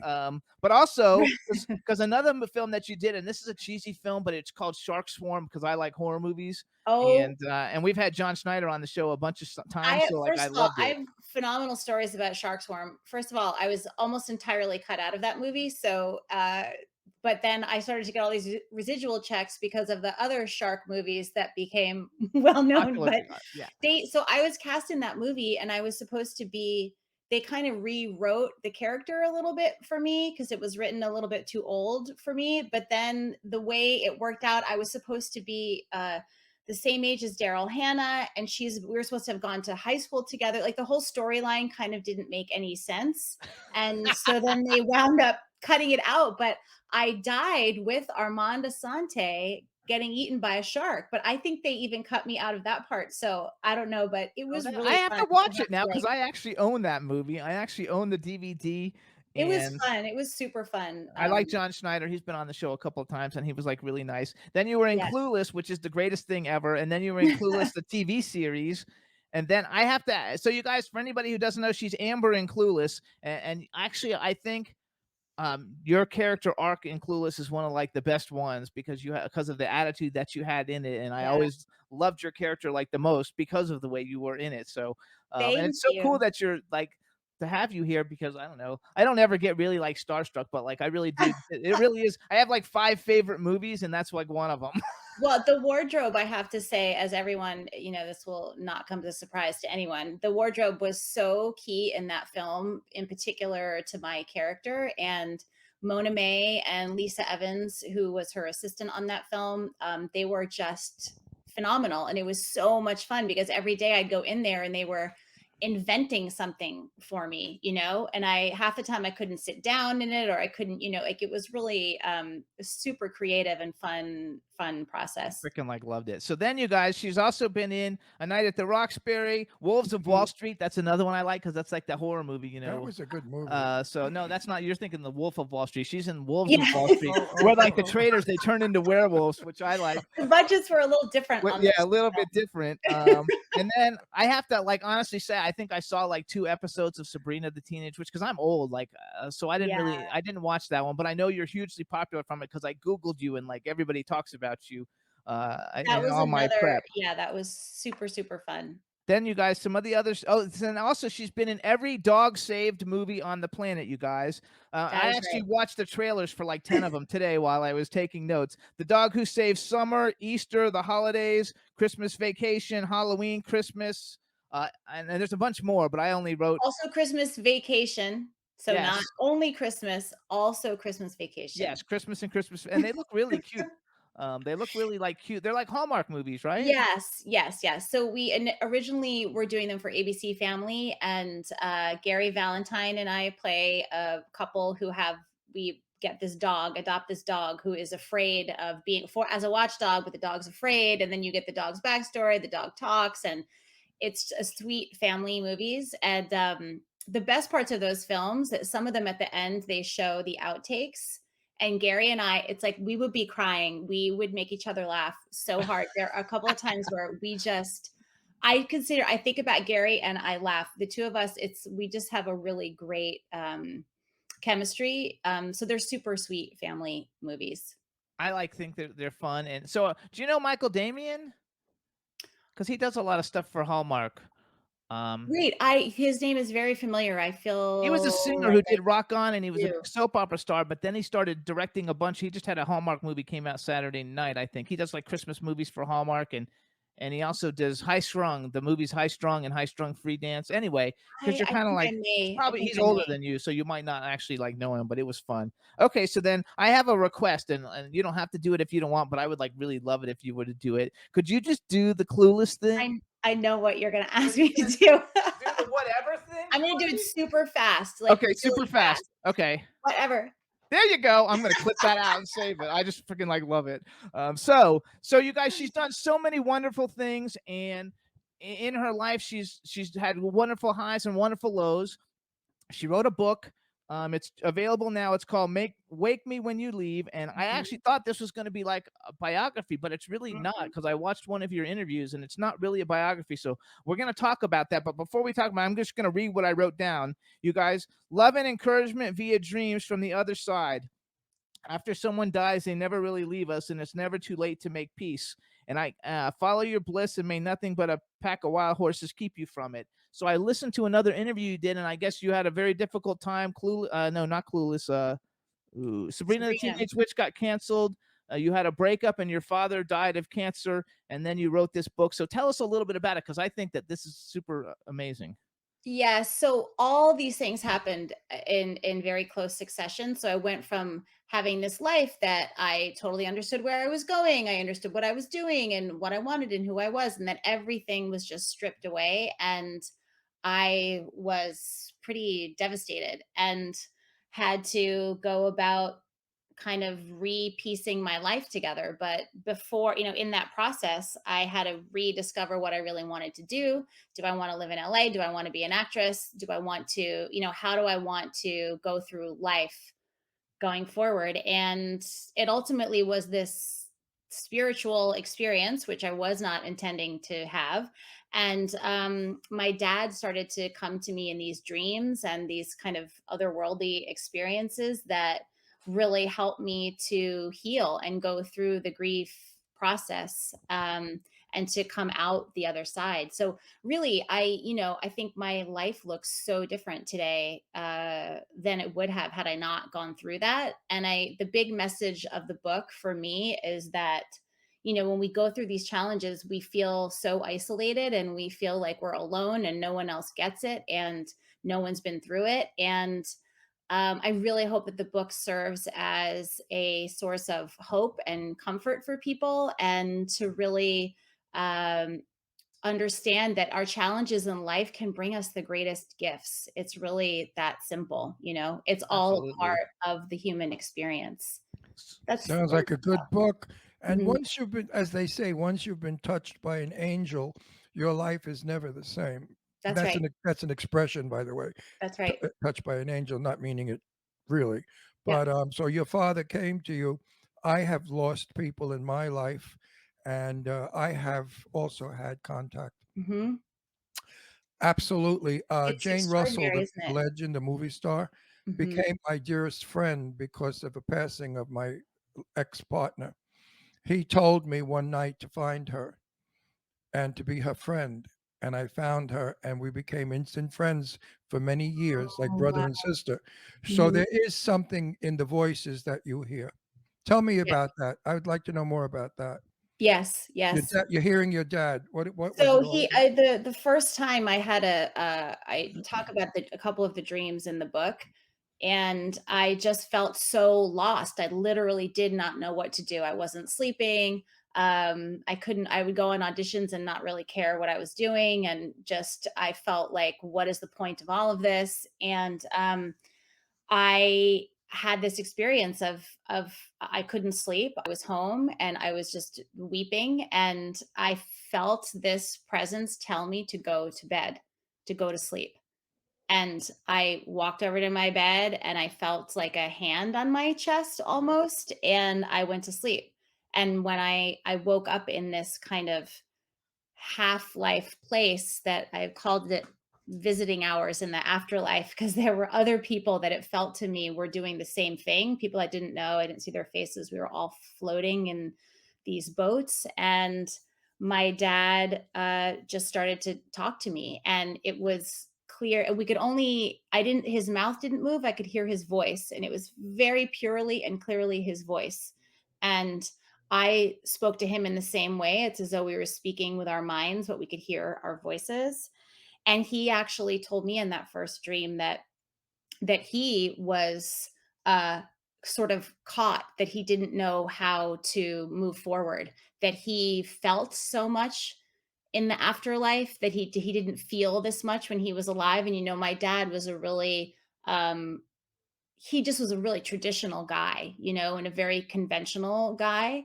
And so we always were butting heads about things. He didn't really understand my creative life, even though he tried to be supportive, and there was this sense of him going, I understand everything now, and I understand you. And he was sort of asking for my help. And so that first one was very intense. And then subsequently, I've had other things where there was another dream that he came to me in later on. And it was like this acceptance thing of all the stuff that I thought was unfinished in life with him, in my relationship with him. Because it feels so final when someone dies. And my experience of this is that it isn't final. It's not over. And he gave me this sense of, he understood me, that he saw my whole life, and he saw everything that I'm doing, and that he's proud of me, and that he's there for me. And I get signs like that all the time. People often talk about it in nature. There's a hummingbird, for example, is my thing that always comes out with my dad. And music is a big one also. So I can be in a play there. I could give you a million examples of this, where feeling like, oh gosh, I'm lost, or I'm scared, I'm nervous about something. And then a song will come on out of the blue that is, Ray Charles, which was one of my dad's favorites, so it's once we're open to these things, it feels really like an incredible sense of peace. And Oh God, I love a song for you when Ray Charles, a song No, for but you comes on. I know what you're saying. You just sold 1 million books, by the way. Aw. No, because now you're very interesting. You skimmed Yeah. over the book. I didn't get it. Now I want to read the book. I'm sure everybody else does if you've explained the situation as you have on our show. Yeah. Yes. Arlene Dahl, you don't know who she is. She's a famous movie star, friend of mine. She died 3 times. Once in Minnesota, her automobile went over and it crashed, and she was pronounced dead. And she said, death is only walking through one room to another. She said Mhm. it's a very simple thing. Yeah. And the next time was when she was giving birth to her son, Lorenzo Lamas, the actor. And she was near dead on that experience. And the same thing happened again. Oh wow, I didn't know that. Yeah, so she said, don't be afraid of death. She said it's a very nice feeling. And it's Mhm. like you walk from one room to another. It's so simple. That's such a great, I've never heard it described that way, walking Yeah. from one room to It's another. just That walking from one that room into really, another. yeah. And that's how she said it twice, and then the third time. Yeah. And So she knew that she was going to live old. She's about 90 something now, living in New York City. And Arlene is still, helping. And she was told that she wasn't ready. They said, no, you're not coming yet. You're going to live to be a very old lady. And she is living to be a very old woman. So Ron had a show called Set the Record Straight, Mhm. and he's like the Turner Classic Movies guy. He knows like all the actors from all those films because he's done different things. And Jane Russell was his best friend. Best buddy, my best And he buddy. looks really good, but he's 81. And Must you always bring that up? I like to bring it up because look how good you No, but look, it and makes- he's still working. I mean, But he's it makes me still think- making movies. It You know, reminds me that I'm old and I forget it. and You so look fantastic. so he's My been mom around for a still long says that time. she's 36. My mom is 82. There and you she looks go. God also bless her, awesome. too. And she God still bless her. tells people, she's like, don't know, I'm 36. And I said, if you tell people you're 36, they are going to think you look bad. But if you tell them you're Well, 82, I'd rather look bad at 36 than good at 81. It's a choice. I'd rather. But no, I think everybody's going to get you a book because they want to hear about your So experience. tell people too, though, how do they get your book? so you can get it anywhere. I mean, anywhere you get books, Barnes and Noble, Goodreads, Amazon. The audiobook is available on Audible and all of those platforms. Did you narrate your own audiobook? I did. That was an incredible experience. That was really, really a special experience. I loved doing that so much. I love that. Difficult. I was at my very good friend Barbara Rosenblatt, who's the queen of audiobooks, by the way. She's won more awards than anyone else, and she did the Barbara Streisand book. I went to one of her recording sessions, and there she sat in this little booth, which was found-proof and over again. How that was very clever how they did it. A lot of work, kids. It's not easy. It's a lot of work. Yes. especially editing. No, it's a lot of work for the voiceover Yes, person. but the editing of it. Because Barbara does all the characters. She acted out all the characters. But you It's got to be yourself. exhausting. Very It's tired. exhausting. Yes, very exhausting. So now, when did how much time took place between all the terrible stuff happening and you actually writing the book? So I started to write the book maybe a year after all of this happened. And then, as an actress, when you when you tell your agents that you want to write a book and write a play, they start to fall asleep and say, "I don't know what you're talking about." Yes.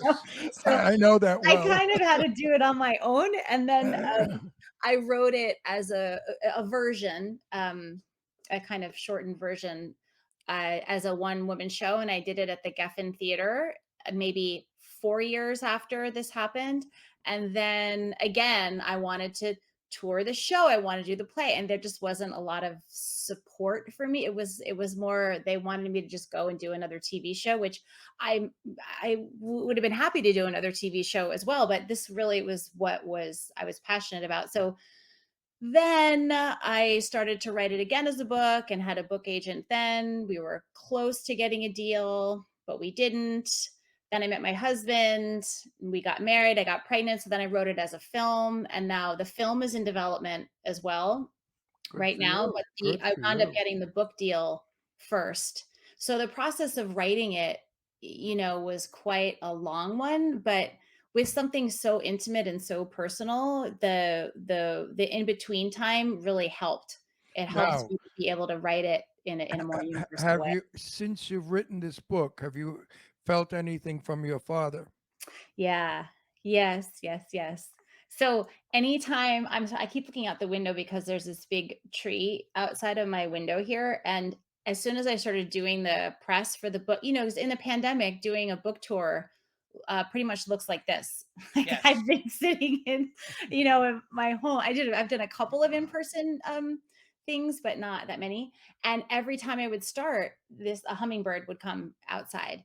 And so I'm laughing because I one time said, "Oh, I know he's going to come out anytime." And my dad had a great sense of humor. And so now like he's not showing up. And I know as soon as we end this chat, Show up. is going to show up. Hi, Dad. Show up. See that? Exactly. Actually, B. Claudia is in the chat. She's in Germany, and she said she just bought it off of Audible, and that it Oh, sounds yay! that you sound terrific. It has a wonderful cover. Oh, Wait, And- wait, thank wait. you. Again, give us the title slowly for the old people. For the Well, we Wake- don't grab it so quick. It's called "Wake Me When You Leave." Wake me when you leave, for Mhm. folks. Sounds And I love for interesting. people to let me know their thoughts and their feeling. That's been one of the greatest joys of this whole thing, is having people share their feelings about the book with me, and then also their own experiences. So please write to me on social media. I try to answer everything, and it really fills my heart when people have, something Now, to not say to about sound, it. not to Hang sound, wait, not to sound like a dummy, which I am. When I'm flying to New York in December, can I read it on my computer? Sure. You How, can how, get do, it Kindle, on on, a wait, Kindle. how do you do on that? Kindle. Tell Kindle. us people who don't know how to do it, how to do it. Do you well, have you do you read books generally on your No, computer? I usually read, I like the smell of books, so I usually Yeah, buy them. me too. But Me too. I find it's too cumbersome carrying more crap. So I Yeah. Oh, will, there we go. Look, there's the cover. good job, Roxy. Roxy's putting it up for Very everybody pretty, to see. very nice Yes, you cover. can download it. You can download I think So- Kindle works like that. And On Amazon, how do we you pay can for go it? How do we pay for it? On Kindle, on Amazon. on Kindle. I think on Amazon you can do it that way through if you don't have A PayPal or a credit card or something? oh yeah, it's all Everybody knows how to yeah. do that part, Ron. Just you don't. I don't know how to do I know. it. Well, I do it for you. I think Amazon might be the easiest if you want to, and it'll kind of lead you through the Kindle process. I don't think you need to have a different piece of equipment. I think you can just download it. Yeah, I think you're right, because I have a bunch of books Because on my we phone. have a friend of ours that's written a book, which I'm going to read going to New York, and I'll probably read your book coming back to LA. I would love it. You could also Yeah. listen to it if you don't want it. You can No, listen I to like to read. He It's likes to good read. exercise for your So eyes B and brain. Claudia, please follow at Red Donovan on Twitter and Instagram, and that way you can tell her what you think because she'll have it done. Like she's really Sounds gets. interesting. She's interesting, and it's as delightful as she is. It's going to be a uplifting book, a book that's going to make you. It's a She feel says good you book. sound terrific in it. It's a feel book, Oh, right? thank you. I'm gonna find the link. She just asked me to put it in the chat. Is it a feel good book? Yeah, so it's also, anybody who's gone through this kind of stuff. Yep. Oh, she got it already. No, she put it in the main chat. She already did it. You You don't got have it? to look. She's got it. Yeah, it just popped Okay. up. Sorry, I'm like. They said "Ooh, Audible is great. So I like love it. So you it's also, the book ultimately is very uplifting. It's it goes through challenging things, and it's emotional, and It's a people positive thinking book. but it's, yes, ultimately it is, and it's also very funny. So please allow yourself to laugh, because some of it is, some absurd things happen, and sometimes when everything goes wrong in your life, it's kind of like, woof, this is funny. How did this happen? We certainly need to laugh nowadays with what's going on in the world. So we need a good laugh. Mhm. Get this book, folks. You won't regret it. It sounds you guys, good. it's called Wake Me When You Leave. You don't want to miss it. So there you go. She put it up again. So you're married, and so is your family in entertainment? Like, did you marry someone in entertainment? Not at all. My husband works in finance. Oh, that's and good. Then you have money. He generally feels like all of my, while the producers have been raising the funding for the film, independent films are really a labor of love, and it takes certain people I'm to an involve. independent film producer. I've got like 11 projects I'm like in different stages of development Right. on, so I totally understand. You understand. So he will sometimes, look at these things and say, I don't understand, what are they trying to do? Like, why does it's just very funny. He doesn't understand kind of the whole process of Yet he the understands creative process. financing. He understood when, oh, okay, you got a book deal and they wrote you a check. He understood. Yes, he understood He's that. like, all right, it's real. Okay. Oh, I could buy it in the store. Okay, it's real, and my daughter's only 9. So I would not say she loves the guitar. She might be like a rocker or a Oh, that's scientist. cool. She's into science also. We have a lot of rocker friends, so when she gets older, if you want her to talk to any of them, I can like hook her up because Darling, by the time she gets older, the rocker friends we have will all be dead. Oh no, they won't. They're old already. In 10 years, they won't be dead though. Like I'm a publicist, and so like a lot of my clients are rock stars. We have friends like saxophone player from Pink Floyd. I mean, yeah, we have Guns N' Roses. We have like real rocker They're people. kind of oldie right, guys. real rockers. Yes. Real rockers. Yes. They're kind of like oldie guys. You gotta like love it though. So does your daughter watch your like dog movies on Hallmark or on channels? The dog movies she has seen, I did one when I was pregnant with her, and very like visibly pregnant. They wrote the pregnancy into the movie. So she has seen those, but prior to that, she didn't really know what I did. And then, if I go away to work and then come back, I mean, now she understands, but the first few years when she was cognizant of this stuff, she just thought that I knew a lot of people, like anywhere that I went. People would be like, and if they really liked me, they'd be excited to see me in the supermarket, like, hi, oh my gosh. And she just thought, oh, everybody, my mom knows. Everybody loves my mom. Yeah, but I had trouble because somebody said to my daughter when she was about 7 or 8, maybe, they did a show and tell at school, whatever that thing is, where you talk about your parents. Yes. And my daughter said, my daddy's on television. And some of the kids said, oh, you're a lie. You're full of baloney. Your father's not on television. And my daughter got so upset. She said, yes, he is. Watch Charlie's Angels. You'll see my dad. He plays a cop, a detective. But of course, it wasn't a weekly thing. It was a one-shot show. So the kids said, "Oh, I watched it. Your father wasn't on Charlie's Angels." Right? You can't pull anything over on kids. They will. No. Just... And nowadays they're so much smarter than they were back then too. Like I think when she's older and she sees Clueless, she's gonna like absolutely like love it because it's such a great, I think so. movie. She can probably pretty soon. She can probably watch Sabrina. Also. Yes, yeah. That'll Actually, be... Dawn in the chat room is like my 29-year-old daughter. You know, like I watched Sabrina with my daughter who's 29 now, like all of the episodes. So Yeah, she loved I it. haven't watched it in forever, but I feel like that's something I could do to see that I think it's okay for her for 9.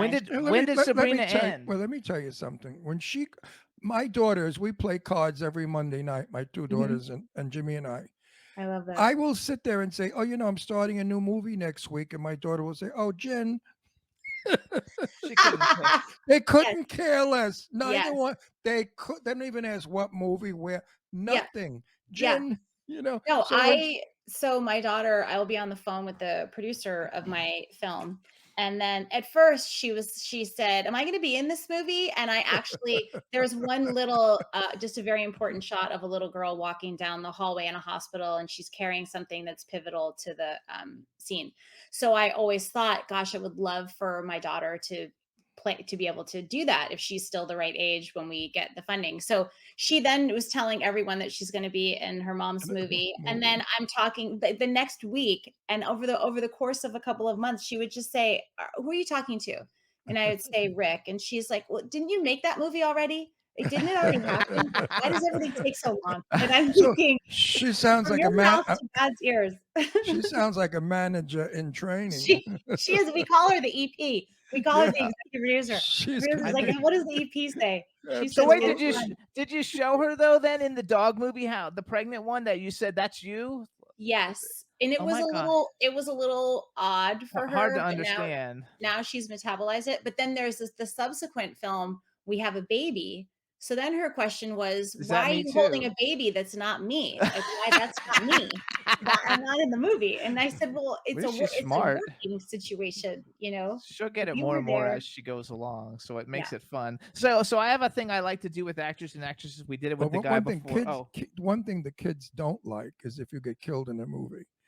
They really get very upset. So you have to be careful about. See that one. Well, you have to be careful if they in a horror movie, especially if they cut you up and kill you. Yeah, don't let her see. Don't let her see it. It really disturbs the children. He won't even do it. Yeah. He won't do a movie where he gets killed. No, my daughters now said, Daddy, we never want to see you in film dead.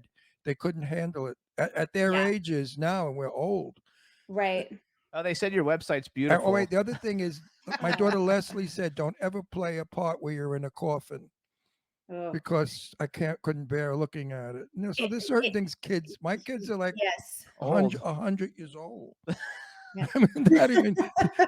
I'm talking about a daughter that's 52 and one that's 48. Right. It's upsetting. I think it's upsetting to see. It is. So be careful about that. Just be careful about that. So, okay, here's my hypothetical, because you've worked with a lot of people, and normally I would write down like all to tell everybody all the cool people you've quite a worked with, but you have such a work resume. But I didn't do it because most other people don't have a book, and I wanted to focus on the book because I know it's really important to you, and everybody's going to love it. She's been around. So if you could have, so 2 questions. First of all, bucket list, male and female actor that you think would be great to work with, that you would like to work with, that you haven't worked with. And number 2, if you could have ever been in any movie ever made, what movie would you have liked to have been in?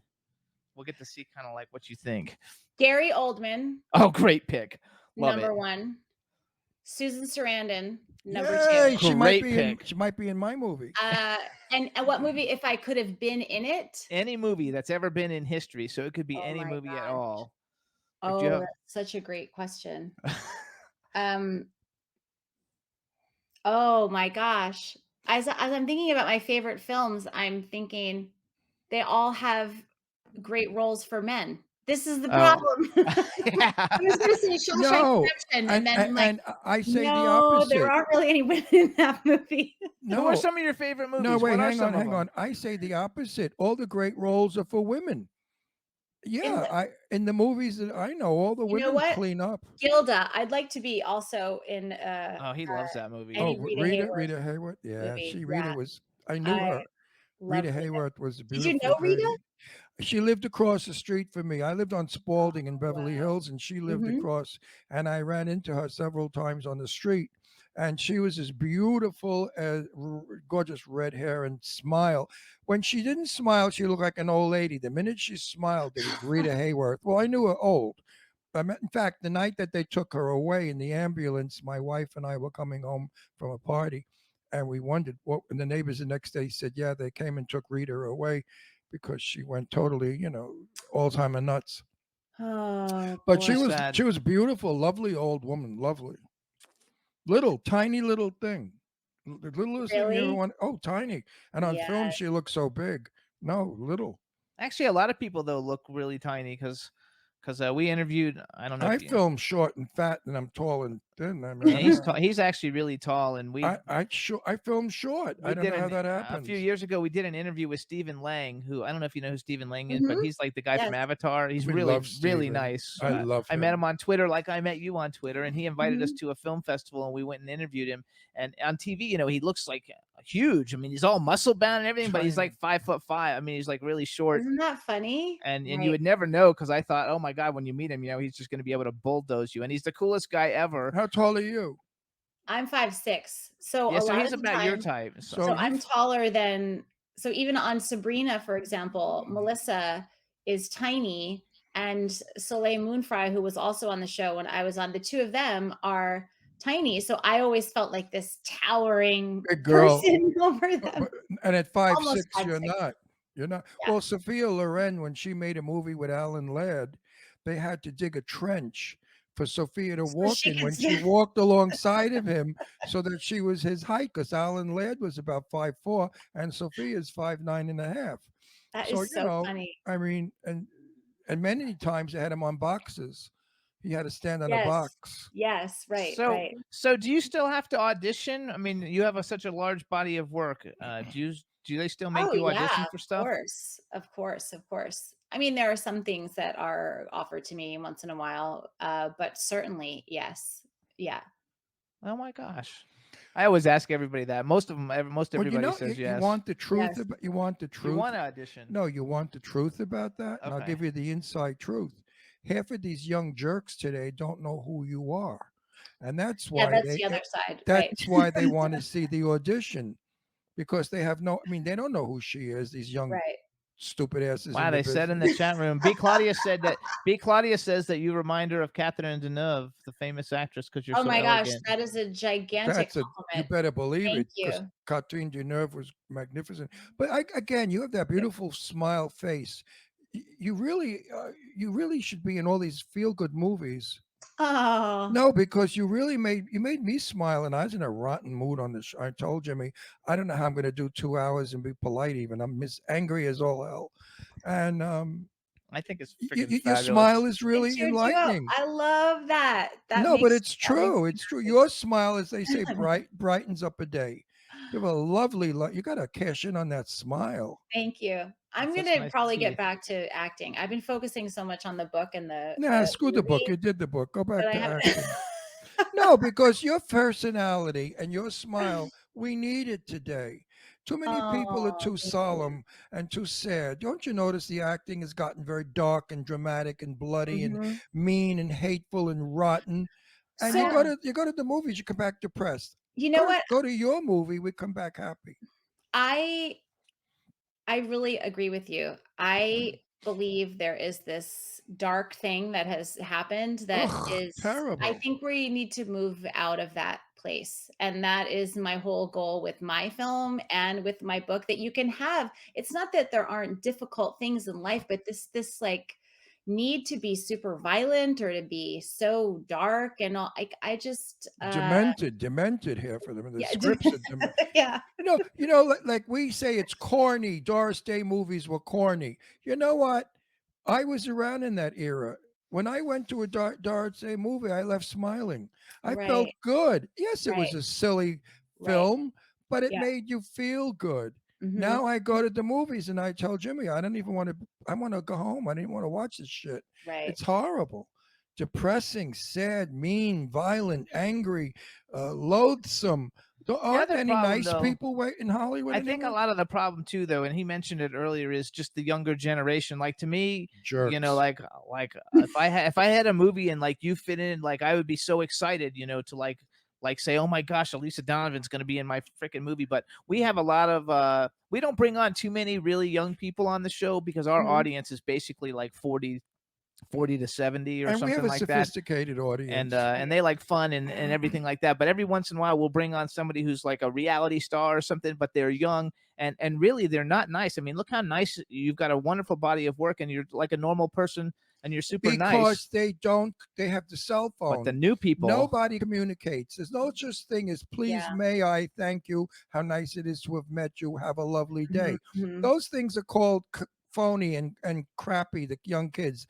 They'd rather just say, But these are people who have nothing. They haven't accomplished anything. They're on a reality show for 15 minutes and they're just not nice. And I think it's unfortunate, and they could take a lot of lessons, learned from the older generation.